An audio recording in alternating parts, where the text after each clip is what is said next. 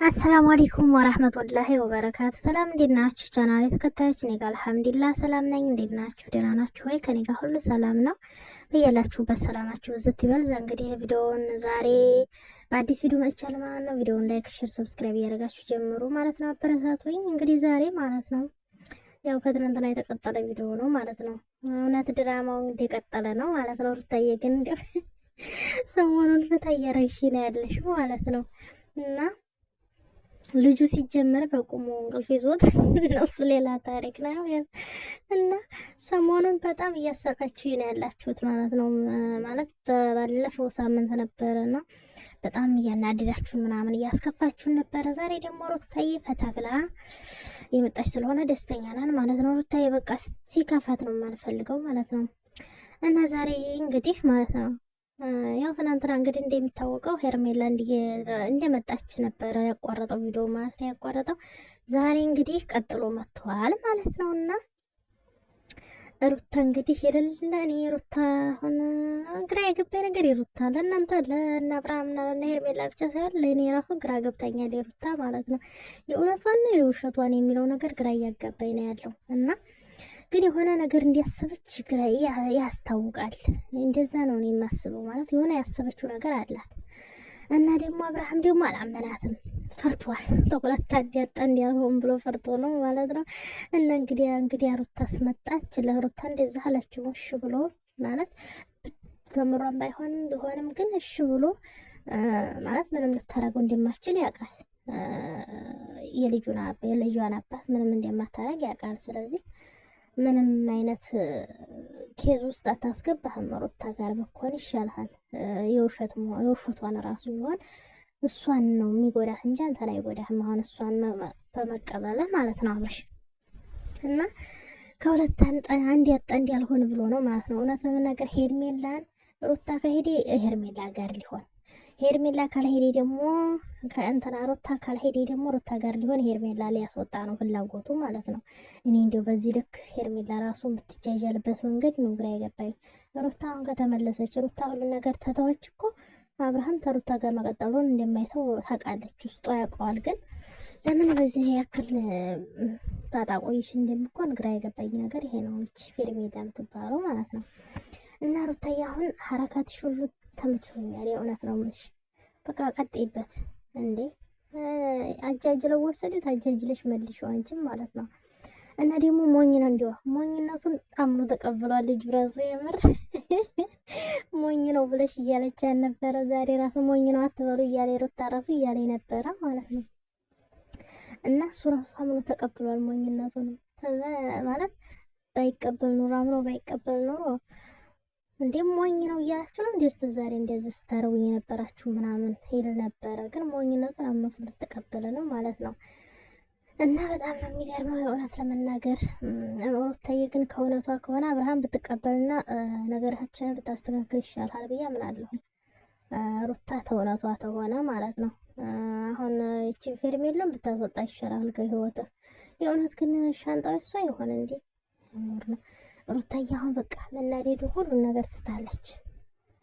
በቃ አላለ ውስጧን ራሱ ቢሰማት መደበቅ ነው የመረጠችው ማለት ነው። በቃ እንዲህ ነው ወይ ጀግና ማለት። የምን ማልቀስ የምን እንትን ማለት። አሁን ካሁን በኋላ ሌላ ሩታ መታለች። በቃ ያቺ ቆንጆዋ ያቺ ጀግናዋ ሩታ መታለች ማለት ነው። እና በጣም ነው ደስ የሚለው የእውነት ሩታዬ እንደዚህ ሆነች ስላየንሽ ማለት ነው። በቃ ጀግና ሆነች ጠንክር ብለሽ ስላየንሽ ደስ ብሎናል።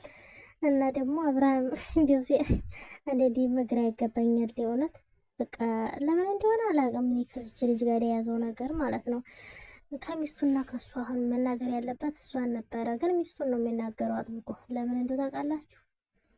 ይቺኛይቱ ተሄዲ ጥርግ ነው። ይቺኛ ሩታ ግን ልጅዋ ስላለ ርቃርቀኝም ብሎ መሰለኝ እንደዛ ነው መስለኝ። ደግሞ ስለምትወደው ስለሚወዳት ነው ርቃርቀኝም ብሎ ነው የሚያስበው ይመስለኛል። እና ሄርሜላ ከሄዲ ሄዲት ስለሆነ ማታለያ እንኳ የለም ልጅ ነገር ሩታ በልጅ ታታልለዋለች። ለዛ ነው ማለት ነው እና አብርሃም ባትግደረደር ጥሩ ነው ብትመለስና ብትቀበል ማለት ነው። እና ደግሞ የሚያስቀኝ እሱ ፈዙ ቁሟል፣ እንቅልፍ ወስዶታል፣ በቁሙ ሊወድቅ ደርሷል። እነሱ ሌላ ታሪክ ውስጥ ገብተዋል። አትንገው አትንገው አትንገው አትንገው ገብተዋል ማለት እሱ ሌላ ቦታ ነው ያለው። በቃ ጁዙ አልጨርሶ የመረኝ ነው ብላችሁ በጣም ነው ያሳቀኝ ዛሬ። እንደዚህ አትንከው። ይችኛቱ ደግሞ ቅናናት ሩታ ሩታ ብትቀናም ባሏ ነው እሺ ይሆን። የዚችኛቱ እኮ ነው አትንከው ማለት ነው የምታስቀኝ። እንደ የምር ህፃን እያለን ነበረ እንግዲህ ህፃን ልጅ ያለ ጨዋታ እንደዛ ነው።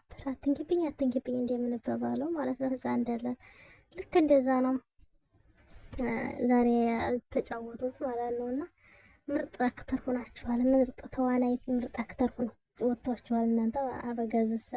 አበጋዝማ በቁሙ እንቅልፍ ጣለው ጥራሽ ምንም አልገባውም። ዝም ብሎ ከቅመስ ነው እንቅልፍ የቁም እንቅልፍ ይዞታል።